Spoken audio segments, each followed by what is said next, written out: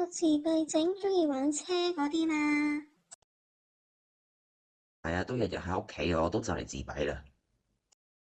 我朋友咧有個仔咧有自閉咧，好硬頸噶。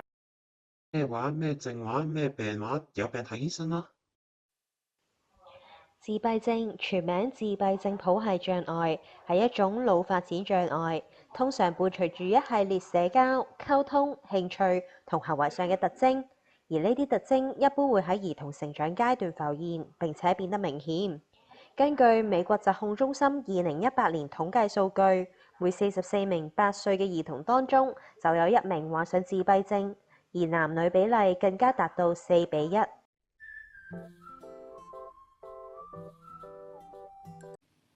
好多人對自閉症都有一個刻板嘅印象，覺得自閉症即係鍾意火車或者脾氣古怪咁。但事實上，自閉症係一個譜系嚟嘅。譜系嘅意思即係有深有淺。每一個被診斷為自閉症嘅人士，佢哋嘅症狀同埋行為特徵都會有唔同程度嘅差異。一般而言，臨床上面我哋講自閉症嘅時候，主要講嘅係2個方面嘅特徵。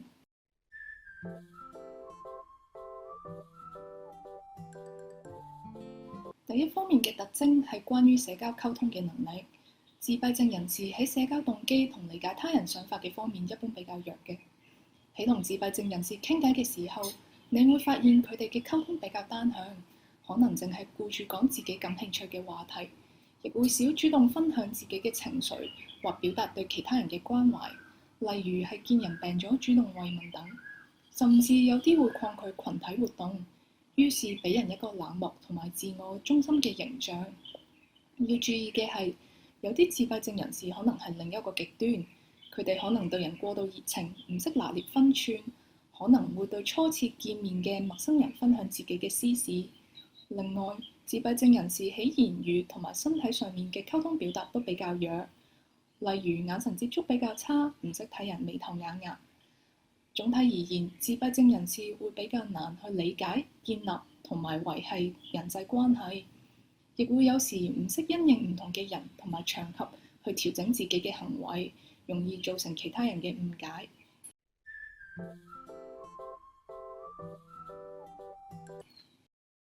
第二方面嘅特徵主要係關於狹窄興趣、固執同重複性行為。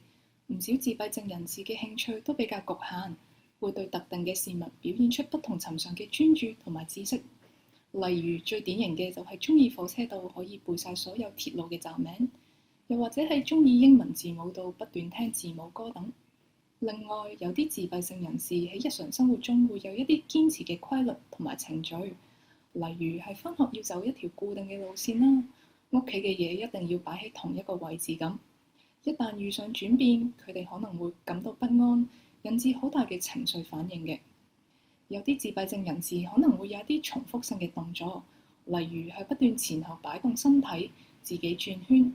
有時佢哋可能對一啲感官嘅訊息表現出過高或者過低嘅敏感度，例如係好鍾意聞或者觸碰某一啲嘅嘢，亦都可能反過嚟對溫度嘅變化同痛覺嘅感知比較遲緩。值得留意嘅係，上述嘅自閉症症狀可能因應性別，甚至係歲數同成長階段而變化，難以一概而論。而且臨床上面有自閉症嘅人士，好多時候都同時存在其他嘅病症，例如係專注力失調過度活躍症、智力障礙同埋腦癇症等。另外，唔少自閉症人士喺青少年嘅階段，亦都可能面對更多嘅社交適應同情緒調控嘅困難，導致出現抑鬱或者焦慮等嘅衍生問題。所以接觸自閉症人士嘅時候，重要嘅係了解佢哋個別嘅特色同埋當下嘅需要。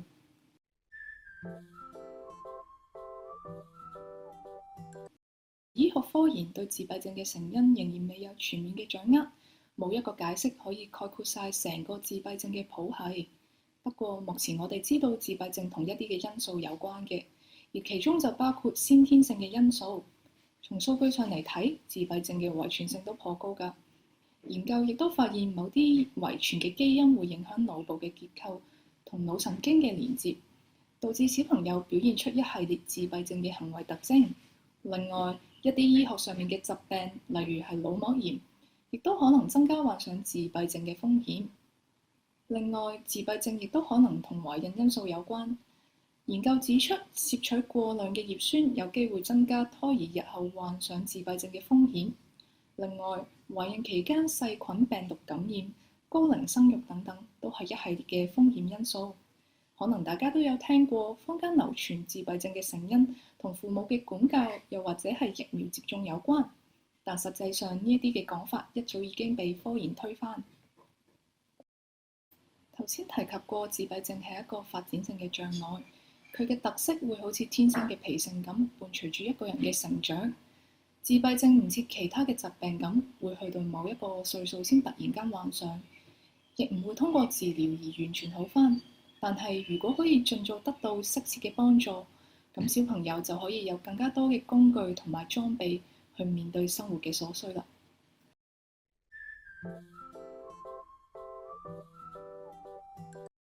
而喺第5波疫情之下，點樣裝備自閉症小朋友同家長面對日常生活上嘅挑戰尤其重要。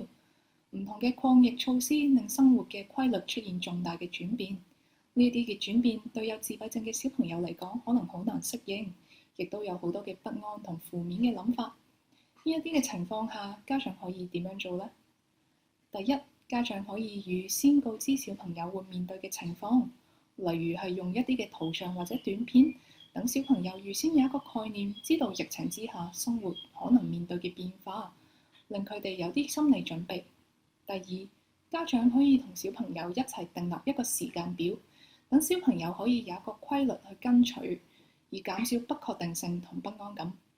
第三，家長同小朋友可以一齊訂立一啲嘅目標同埋規則，當小朋友做得好嘅時候，可以多加讚賞，亦都可以訂立獎勵計劃，例如係用小朋友鍾意嘅小食或者係遊戲去獎勵佢哋。生活規律被打亂，有自閉症嘅小朋友亦會有更加多嘅情緒波動，可能更加容易發嬲發脾氣。如果真係火山爆發，家長又可以點樣做呢？第一，可以先確保返自己同小朋友嘅安全，俾啲時間同埋空間佢冷靜落嚟先。第二，自己亦都要保持冷靜，避免言語刺激。第三，再觀察，用平穩嘅聲音同埋正常嘅語速去肯定小朋友嘅情緒。例如係，我見你頭先拍台，你一定係好嬲啦。要明白嘅係，好多時候小朋友發脾氣係因為佢哋唔識表達，谷住自己。所以家長透過用一啲心情嘅字眼，可以幫小朋友用語言表達疏通內心嘅情緒。第四，有部分有自閉症嘅小朋友會透過重複性嘅行為，例如來回走動、擺動身體，去幫自己舒緩負面嘅情緒同埋不安。如果安全嘅情況下，可以俾佢哋繼續咁樣做嘅。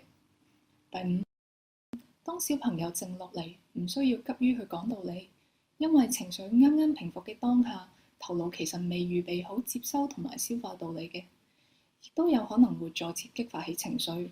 家長可以叫小朋友飲啖水、洗個面先。事後討論嘅時候，亦都唔好一味責備小朋友。可以試下由佢嘅角度出發，講出佢嘅難處，令佢感覺自己被明白、接納同埋肯定。除咗小朋友，家長喺呢一段時間，自己亦都面對好大嘅壓力。家長要留意返自己嘅情緒同埋需要，適當嘅時候做下自己鍾意做嘅嘢，放鬆下，亦都可以聯絡下親戚朋友，互相傾下偈，支援一下。最後，自閉症譜系障礙並非代表住一個人嘅全部。每個人都有值得被欣賞嘅地方同埋特質，重要嘅係我哋點樣去了解、認同同埋接納自閉症人士，令佢哋成為社會真正嘅一員。